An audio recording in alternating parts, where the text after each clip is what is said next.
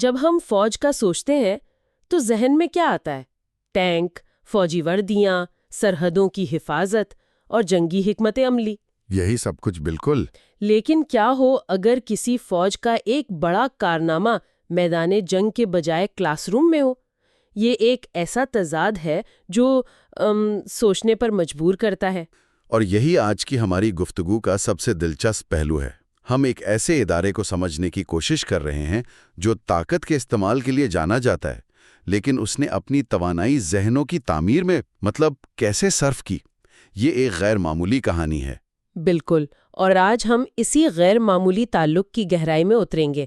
ہمارے پاس جو مواد ہے وہ پاکستان کی تعلیمی ترقی میں پاکستان آرمی کے کردار پر ایک بہت ہی خاص نقطہ نظر پیش کرتا ہے۔ جی، یہ تمام معلومات ہمیں محترم ظہیر احمد میر کی کتاب دی جنرلز آف پاکستان کے کچھ اقتباسات سے ملی ہیں۔ اور گفتگو کو صحیح زاویے سے دیکھنے کے لیے مصنف کا پس منظر جاننا بھی میرے خیال میں بہت ضروری ہے۔ جی ضرور۔ ظہیر احمد میر پیشے کے لحاظ سے ایک آئینی اور کارپوریٹ وکیل ہیں اور 55 سے زائد کتابوں کے مصنف ہیں۔ وہ پاکستان زندہ باد the next world super power نامی ایک پلیٹ فارم کے بانی بھی ہیں۔ اور ہمارے ماخذ کے مطابق ان کا بنیادی مقصد تعلیم، ایمان اور قیادت کے درمیان جو تعلق ہے اسے پاکستان کی ترقی کے لیے اجاگر کرنا ہے۔ صحیح۔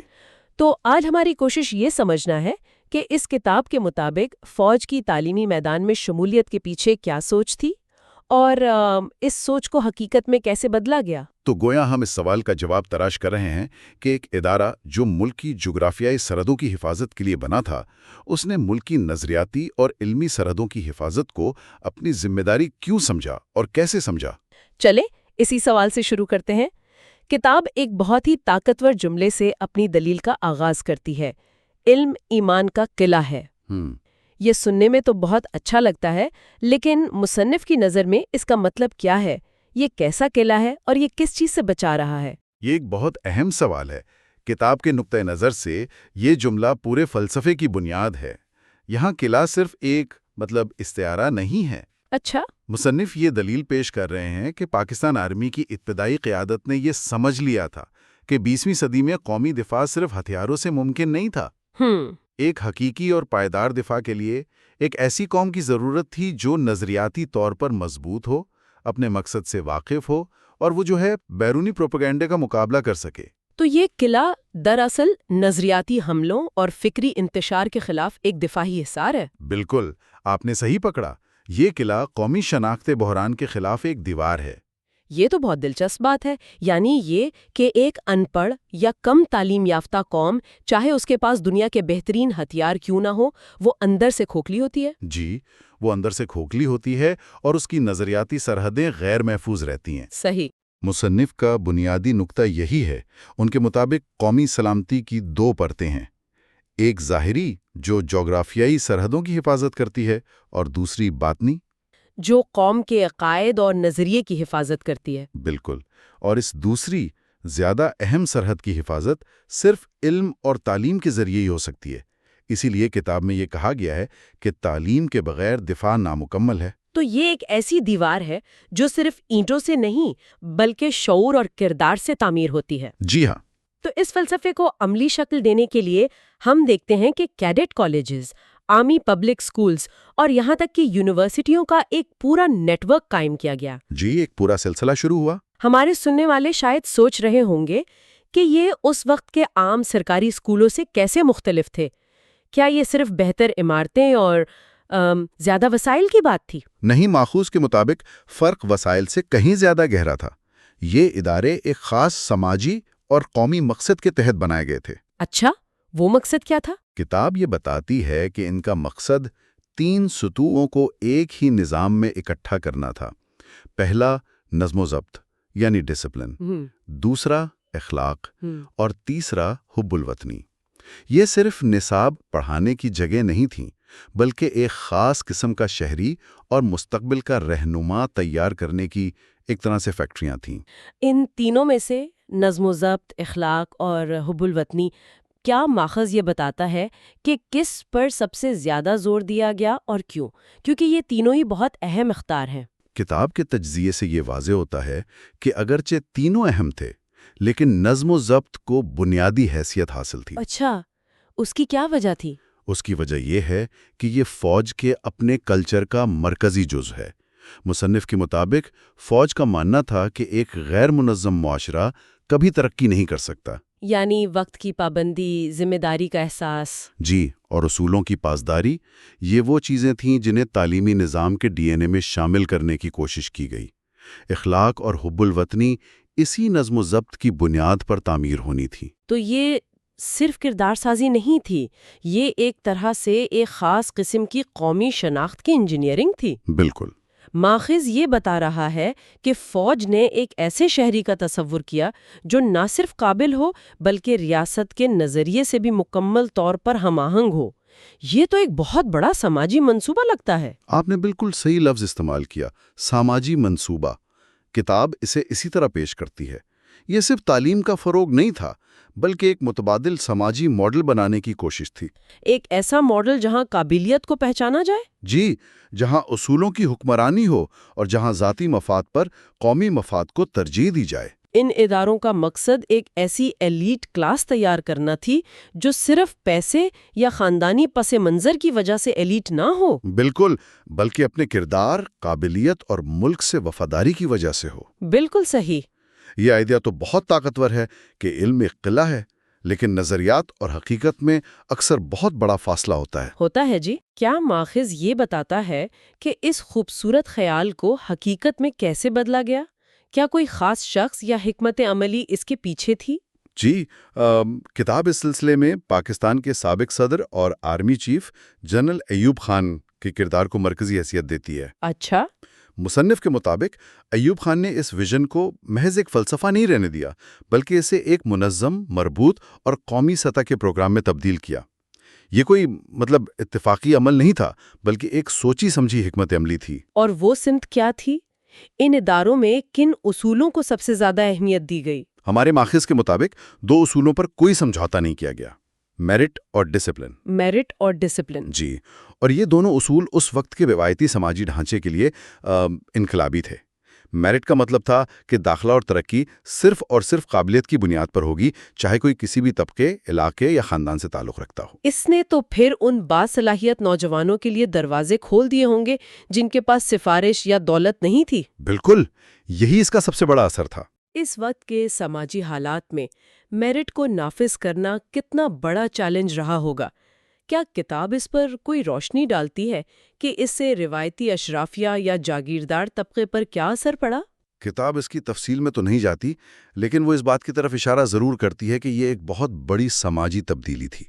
اس وقت معاشرہ بڑی حد تک خاندانی اور قبائلی اثر و رسوخ کے تابع تھا، ہے نا؟ جی بالکل۔ ایسے میں میرٹ کا اصول متعارف کروانا سٹیٹس کو براہ راست چیلنج کرنے کے مترادف تھا۔ صحیح۔ مصنف کا نقطہ نظر یہ ہے کہ فوج اپنے منظم ڈھانچے کی وجہ سے یہ اصول نافذ کرنے کی بہتر پوزیشن میں تھی۔ اس نے ایک ایسا ماحول پیدا کیا جہاں ایک عام کسان کا بیٹا بھی اپنی محنت اور ذہانت کے بل بوتے پر اعلیٰ ترین عہدوں تک پہنچنے کا خواب دیکھ سکتا تھا۔ یہ بذات خود ایک خاموش انقلاب تھا۔ اور دوسرا اصول تھا ڈسپلن، جس پر ہم پہلے بھی بات کر چکے ہیں۔ لیکن اس سب کے پیچھے بڑا مقصد کیا تھا؟ جب ہم کہتے ہیں کہ ایوب خان کا ویژن تعلیم کو قومی تعمیر یعنی نیشن بلڈنگ سے جوڑنا تھا، تو ماخذ کے مطابق ان کے ذہن میں قومی تعمیر کا مطلب کیا تھا؟ کیا یہ صرف معاشی ترقی تھی؟ نہیں، یہ بہت گہرا سوال ہے۔ کتاب کے مطابق ایوب خان کے لیے قومی تعمیر ایک جامع تصور تھا۔ اس کے کئی پہلو تھے۔ پہلا، معاشی اور صنعتی ترقی۔ اچھا۔ اسی لیے ٹیکنیکل اداروں اور انجینئرنگ کی تعلیم پر خاص زور دیا گیا۔ مقصد ایک ایسی ہنرمند افرادی قوت تیار کرنا تھا جو ملک کو صنعتی دور میں لے جا سکے۔ اور دوسرا پہلو؟ دوسرا، قومی اتحاد۔ کیڈٹ کالجوں میں ملک کے ہر کونے سے طلباء کو اکٹھا کیا جاتا تھا۔ جب ایک بلوچ، ایک سندھی، ایک پنجابی اور ایک پشتون ایک ساتھ رہتے، پڑھتے اور کھیلتے تھے تو ان میں علاقائی تعصبات ختم ہوتے تھے اور ایک مشترکہ پاکستانی شناخت پیدا ہوتی تھی۔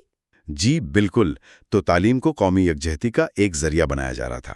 اور تیسرا پہلو کیا تھا؟ تیسرا، اور شاید سب سے اہم پہلو، ایک جدید اور ترقی پسند انتظامی ڈھانچہ تشکیل دینا تھا۔ بالکل۔ مقصد صرف فوج کے لیے افسر تیار کرنا نہیں تھا، بلکہ سول سروس، کارپوریٹ سیکٹر اور دیگر شعبوں کے لیے بھی رہنما تیار کرنا تھا۔ بالکل۔ ایسے رہنما جو نظم و ضبط، دیانتداری اور اہلیت کی اقدار پر یقین رکھتے ہوں۔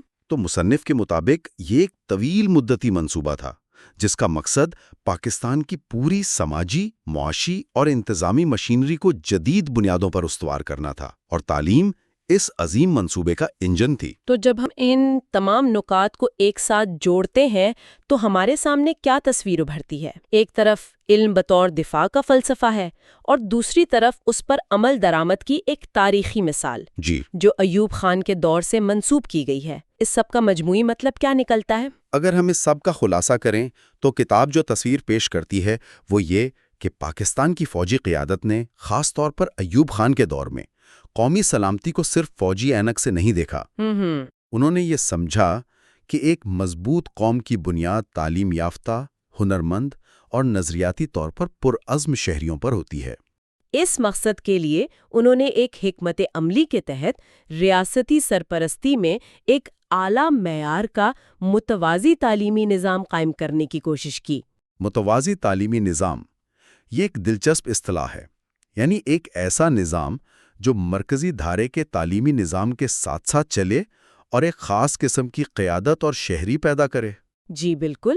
کتاب کا استدلال یہ ہے کہ فوج نے محسوس کیا کہ اس وقت کا موجودہ نظام شاید ان قومی ضروریات کو پوری طرح سے پورا نہیں کر پا رہا تھا جو ایک نئی ریاست کو درپیش تھیں۔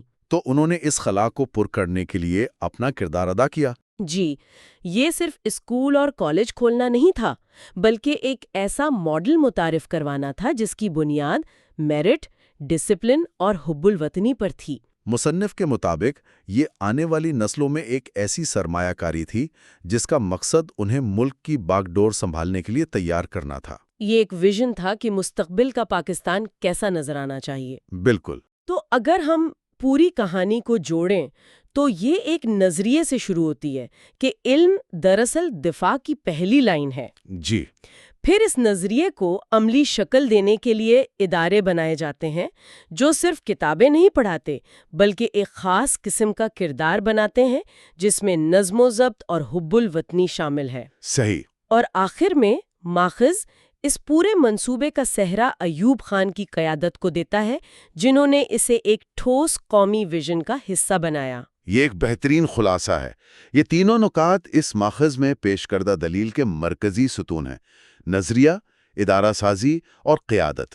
آج کی گفتگو میں ہم نے ظہیر احمد میر کی کتاب دی جنرلز آف پاکستان کی روشنی میں ایک بہت ہی غیر روایتی موضوع پر بات کی۔ ہم نے یہ سمجھنے کی کوشش کی کہ ایک فوجی ادارے نے تعلیم کے میدان میں اتنا گہرا اور منظم کردار کیوں اور کیسے ادا کیا، اور یہ سفر ایک فلسفے سے شروع ہو کر ایک قومی منصوبے کی تکمیل تک جاتا ہے۔ جی، اور یہاں یہ بات یاد رکھنا اہم ہے کہ یہ ماخذ ہمیں تاریخ کا ایک مخصوص نقطہ نظر فراہم کرتا ہے۔ بالکل۔ یہ اس بات پر روشنی ڈالتا ہے کہ کس طرح فوجی قیادت نے اپنا کردار روایتی میدان جنگ سے آگے بڑھایا اور تعلیم کے ذریعے قومی ترقی کے میدان میں خود کو ایک اہم شراکت دار کے طور پر دیکھا۔ یہ قیادت، تعلیم اور قومی سلامتی کے درمیان گہرے تعلق کی ایک تشریح ہے۔ جی، اور یہ ہمیں تاریخ کو ایک مختلف زاویے سے دیکھنے کی دعوت دیتی ہے۔ بالکل۔ اور یہ گفتگو ہمیں سوچنے کے لیے ایک بہت گہرے سوال پر چھوڑ جاتی ہے۔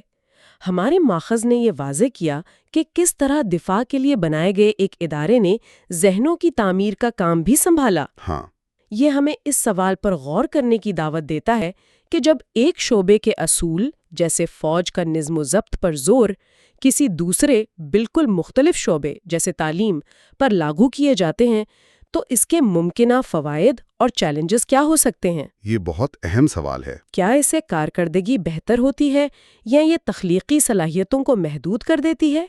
یہ ایک ایسا سوال ہے جس کا کوئی آسان جواب نہیں۔ کے مطابق کیا یہ ایک سیدھا راستہ ہے یا اس میں کچھ گہرے تضاد اور دلچسپ موڑ بھی ہیں؟ تو چلے ضیاء الحق کے دور سے شروع کرتے ہیں۔ کتاب میں ان کے ویژن کا نعرہ ہے ایمان کے ساتھ تعلیم۔ یہ سننے میں تو بہت واضح لگتا ہے، لیکن اس کا اصل مطلب کیا تھا؟ اس کے پیچھے حکمت عملی کیا تھی؟ دیکھیں، مصنف یہاں واضح کرتا ہے کہ یہ صرف نصاب میں چند مذہبی کتابیں شامل کرنے کا نام نہیں تھا، یہ ایک پوری حکمت عملی تھی۔ ان کے نزدیک ایک مضبوط قوم کی بنیاد مضبوط کردار والے شہری ہوتے ہیں۔ اس ویژن کے 3 ستون تھے جو کتاب میں بیان کیے گئے ہیں۔ پہلا، قرآنی تعلیم، تاکہ ایک مشترکہ اخلاقی بنیاد فراہم کی جا سکے۔ اچھا۔ دوسرا، اخلاقی تربیت، مطلب کردار سازی۔ اور تیسرا، شہری ذمہ داری کا گہرا احساس، یعنی ایک ایسا تعلیمی نظام جو صرف ڈاکٹر یا انجینئر نہیں بلکہ ایک ذمہ دار اور نظریاتی طور پر واضح پاکستانی شہری پیدا کرے۔ تو یہ قومی طاقت کی تعریف کو اندر کی طرف موڑنے جیسا تھا، یعنی اگر آپ کے شہری اندرونی طور پر نظریاتی اور اخلاقی طور پر مضبوط ہیں تو ریاست خود بخود بیرونی خطرات کا مقابلہ کر سکتی ہے۔ بالکل، آپ نے بالکل صحیح تشبیہ استعمال کی۔ یہ ایک طرح سے قوم کے لیے ایک نظریاتی قلعہ تعمیر کرنے کا مترادف تھا۔ ایک قلعہ، واہ! اس کے مطابق قومی طاقت کا پیمانہ صرف میزائلوں یا ٹینکوں کی تعداد نہیں ہے، بلکہ قوم کی نظریاتی ہم آہنگی اور اخلاقی مضبوطی ہے۔ کتاب یہ نقطہ اٹھاتی ہے کہ تعلیم کو ذاتی کامیابی سے زیادہ قومی مقصد کے حصول کا ذریعہ سمجھا جا رہا تھا۔ آپ کی ڈگری صرف آپ کے کیریئر کے لیے نہیں تھی، بلکہ ریاست کو مضبوط کرنے کے لیے تھی۔ لیکن یہاں ایک سوال اٹھتا ہے، کیا اس میں یہ خطرہ نہیں تھا کہ اگر تعلیم کا بنیادی مقصد صرف ایک خاص نظریے کو مضبوط کرنا ہو تو اس سے تنقیدی سوچ اور تخلیقی صلاحیت دب سکتی ہے؟ کیا ماخوذ اس ممکنہ تضاد پر کوئی روشنی ڈالتا ہے؟ یہ ایک بہت اہم سوال ہے۔ کتاب براہ راست اس پر تنقید تو نہیں کرتی، لیکن جو بیانیہ وہ پیش کرتی ہے اس سے یہ ظاہر ہوتا ہے کہ اس وقت کی ترجیح استحکام تھی، ایجاد نہیں۔ مقصد ایک ایسی نسل تیار کرنا تھا جس کی جڑیں اپنی تاریخ اور نظریے میں گہری ہوں، تاکہ وہ اندرونی اور بیرونی دباؤ کا مقابلہ کر سکیں۔ شاید یہ سوچا گیا ہو کہ پہلے بنیاد مضبوط کر لی جائے، پھر اس پر جدید عمارت کھڑی کی جائے گی۔ یہ ایک دفاعی حکمت عملی تھی۔ ٹھیک ہے، تو ضیاء کے دور میں بنیاد نظریاتی مضبوطی پر رکھی گئی، لیکن پھر دنیا بدل گئی، خاص طور پر 90 کی دہائی میں۔ انٹرنیٹ آ گیا، عالمی معیشت کا کھیل ہی الگ ہو گیا۔ ایک قلعہ آپ کو محفوظ تو رکھ سکتا ہے، لیکن وہ آپ کو دنیا کی دوڑ میں جتوا نہیں سکتا۔ اور ماخذ بتاتا ہے کہ اس نئے چیلنج کا جواب پرویز مشرف کے ویژن میں نظر آتا ہے، جو بالکل 180 ڈگری کی تبدیلی تھی۔ جی ہاں، یہ ایک زبردست تبدیلی تھی۔ کتاب مشرف کے دور کو جدید تعلیم اور آئی ٹی کا دور کہتی ہے، اور یہاں ترجیحات مکمل طور پر بدل گئیں۔ اگر ضیاء کا ویژن قوم کے لیے ایک مضبوط قلعہ تعمیر کرنا تھا، تو مشرف کا ویژن اسے دنیا کی ریس میں دوڑنے کے لیے ایک تیز رفتار گاڑی دینا تھا۔ اچھا، قومی طاقت کا تصور اب عالمی مسابقت، ٹیکنالوجی اور معیشت سے جڑ گیا۔ اور اس کا عملی مظاہرہ کیسے ہوا؟ کتاب میں کن ٹھوس اقدامات کا ذکر ہے؟ مصنف کئی مثالیں دیتا ہے۔ یونیورسٹیوں میں کمپیوٹرز اور ریسرچ سینٹرز کا ایک جال بچھایا گیا۔ سب سے بڑا زور ہائر ایجوکیشن کمیشن کے قیام پر تھا، جس کا مقصد اعلیٰ تعلیم کے معیار کو عالمی سطح پر لانا تھا۔ تو یہاں سے نالج اکانومی کا تصور ابھرا؟ بالکل، یعنی ایک ایسی معیشت جو تیل یا فصلوں پر نہیں بلکہ اپنے شہریوں کی ذہانت، آئیڈیاز اور ایجادات پر چلے، جہاں ملک کی سب سے بڑی ایکسپورٹ گندم نہیں بلکہ سافٹ ویئر ہو۔ یہ واقعی قومی طاقت کی تعریف کو مکمل طور پر بدلنے کے مترادف ہے۔ اب طاقت کا مطلب صرف نظریاتی اتحاد نہیں بلکہ عالمی منڈی میں مقابلہ کرنے کی معاشی اور تکنیکی صلاحیت ہے۔ جی، اور کتاب یہ ظاہر کرتی ہے کہ یہ اس وقت کی ضرورت تھی۔ 21ویں صدی کے آغاز میں اگر آپ تکنیکی دوڑ سے باہر تھے تو آپ عالمی برادری میں غیر متعلق ہونے کا خطرہ مول لے رہے تھے۔ لہٰذا اعلیٰ تعلیم کو عالمی معیار سے ہم آہنگ کرنے کا مطلب یہ تھا کہ پاکستانی گریجویٹس صرف پاکستان میں نہیں بلکہ سلیکن ویلی یا لندن میں بھی مقابلہ کر سکیں۔ تو ہم نے دو بالکل مختلف ماڈل دیکھے، ایک اندرونی مضبوطی پر مرکوز تھا، دوسرا بیرونی مسابقت پر۔ ایک کا ہتھیار ایمان تھا، دوسرے کا انفارمیشن ٹیکنالوجی۔ لیکن آج کی دنیا تو ان دونوں سے بھی زیادہ پیچیدہ ہے۔ اب جنگ صرف سرحدوں یا معیشت پر نہیں بلکہ ڈیجیٹل سپیس میں بھی لڑی جا رہی ہے۔ یہ ہمیں موجودہ دور کی طرف لاتا ہے جس میں سید عاصم منیر کا ویژن پیش کیا گیا ہے۔ کتاب اسے قومی سلامتی کا ستون قرار دیتی ہے۔ یہ ایک بہت بھاری بھرکم اصطلاح ہے۔ جی، اور یہ اس لیے ہے کیونکہ یہاں ہمیں پچھلے دونوں ادوار کا ایک دلچسپ امتزاج نظر آتا ہے، لیکن اسے آج کی حقیقتوں کے مطابق ڈھالا گیا ہے۔ کتاب کے مطابق اس ویژن کے کلیدی الفاظ ہیں مصنوعی ذہانت یعنی AI، سائبر سیکیورٹی اور ان کے ساتھ ساتھ اخلاقی تربیت۔ ایک منٹ، یہ تو حیران کن ہے۔ یعنی ایک طرف AI اور سائبر سیکیورٹی جیسی مستقبل کی ٹیکنالوجیز اور دوسری طرف اخلاقی تربیت جو ایک بہت روایتی تصور ہے۔ کیا کتاب یہ بتاتی ہے کہ ان دو بالکل مختلف نظر آنے والی چیزوں کو ایک ساتھ کیسے جوڑا جا سکتا ہے؟ یہی اس ویژن کا سب سے دلچسپ پہلو ہے۔ کتاب یہ دلیل دیتی ہے کہ آج کے دور میں یہ دونوں لازم و ملزوم ہیں۔ جب ہم سائبر سیکیورٹی کی بات کرتے ہیں تو اس کا مطلب صرف کسی کا ای میل ہیک ہونے سے بچانا نہیں ہے۔ صحیح۔ اس کا مطلب ہے ملک کے پاور گریڈ، بینکنگ سسٹم اور حساس فوجی ڈیٹا کو ڈیجیٹل حملوں سے بچانا، جو آج کی جنگ کا نیا میدان ہے۔ اسی طرح مصنوعی ذہانت کا ذکر صرف ٹیکنالوجی کی دوڑ میں شامل ہونے کے لیے نہیں ہے، بلکہ مستقبل کی معیشت اور دفاع کو چلانے والے دماغ تیار کرنے کے لیے ہے۔ لیکن مصنف یہ نقطہ اٹھاتا ہے کہ یہ ٹیکنالوجیز اتنی طاقتور ہیں کہ اگر انہیں اخلاقیات کے بغیر چھوڑ دیا جائے تو یہ تباہ کن ہو سکتی ہے۔ اچھا۔ تو یہاں ضیاء دور کی اخلاقی تربیت کا تصور واپس آتا ہے، لیکن ایک نئے سیاق و سباق میں۔ بالکل۔ یعنی ایک ایسا ٹیکنالوجی ایکسپرٹ بنانا جو نہ صرف کوڈنگ جانتا ہو بلکہ اس کے اخلاقی استعمال کی ذمہ داری بھی سمجھتا ہو۔ اور کتاب میں تحقیقی معیشت کی اصطلاح بھی استعمال ہوئی ہے۔ یہ مشرف دور کی نالج اکانومی سے کیسے مختلف ہے؟ یہ اس تصور کو ایک قدم آگے لے جاتی ہے۔ نالج اکانومی کا مطلب تھا کہ آپ کے پاس ذہین لوگ ہیں۔ تحقیقی معیشت کا مطلب ہے کہ آپ ان ذہین لوگوں کو ملک کے سب سے بڑے مسائل حل کرنے پر لگا دیں۔ کتاب کے مطابق اس ویژن کا مقصد یونیورسٹیوں اور صنعتوں کے درمیان فاصلہ ختم کرنا ہے، یعنی یونیورسٹیاں صرف ڈگریاں نہ دیں بلکہ دفاعی صنعت کے لیے نئی ٹیکنالوجی بنائیں، زراعت کے مسائل حل کریں اور توانائی کے بحران کا توڑ نکالیں۔ تو تحقیق برائے تحقیق نہیں، بلکہ تحقیق برائے قومی ترقی اور سلامتی۔ جی، یہ قومی ترقی کا ایک مکمل ایکو سسٹم بنانے کی کوشش ہے، جہاں علم، معیشت اور سلامتی ایک دوسرے سے جڑے ہوئے ہیں۔ تو یہ ویژن 3 جہتی ہے: ٹیکنیکل برتری، معاشی خود انحصاری اور قومی سلامتی، اور ان سب کو اخلاقی قیادت کی ایک چھتری کے نیچے رکھا گیا ہے۔ یہ واقعی ایک جامع حکمت عملی لگتی ہے۔ جی، اور یہ اس حقیقت کو تسلیم کرتی ہے کہ آج کی دنیا میں کوئی بھی ملک صرف فوجی طاقت کی بنیاد پر سپر پاور نہیں بن سکتا۔ اسے تکنیکی، معاشی اور علمی میدان میں بھی برتری حاصل کرنی ہوگی۔ اور کتاب کا مرکزی پیغام یہی ہے کہ اس سب کی بنیاد صرف اور صرف تعلیم پر رکھی جا سکتی ہے۔ تو آئیے اب ان تمام ٹکڑوں کو جوڑتے ہیں۔ کتاب کا اختتام ان تمام خیالات کو ایک بڑے بیانیے میں سمیٹتا ہے۔ اس میں کہا گیا ہے کہ قلم، کتاب اور علم پاکستان کے اصلی ہتھیار ہیں، اور یہ کہ فوج نے تعلیم کو قومی طاقت بنا دیا۔ اور پھر وہ جملہ آتا ہے جو شاید اس پوری بحث کا نچوڑ ہے: قرآن سے کوانٹم تک، ایمان سے ایجادات تک۔ یہ ایک بہت بڑا دعویٰ ہے۔ بالکل، اور یہ جملہ اس پورے بحث کو ایک دھاگے میں پرونے کی کوشش کرتا ہے۔ یہ بیانیہ پیش کرتا ہے کہ یہ الگ الگ متضاد ادوار نہیں تھے، بلکہ ایک ہی راستے کے مختلف مراحل تھے۔ یہ ضیاء الحق کے نظریاتی ویژن اور مشرف اور منیر کے تکنیکی ویژن کے درمیان ایک پل بنانے کی کوشش ہے۔ اس بیانیہ کے مطابق ایمان وہ بنیاد اور اخلاقی کتب نما فراہم کرتا ہے جس پر جدید سائنس اور ایجادات کی عمارت کھڑی کی جا سکتی ہے۔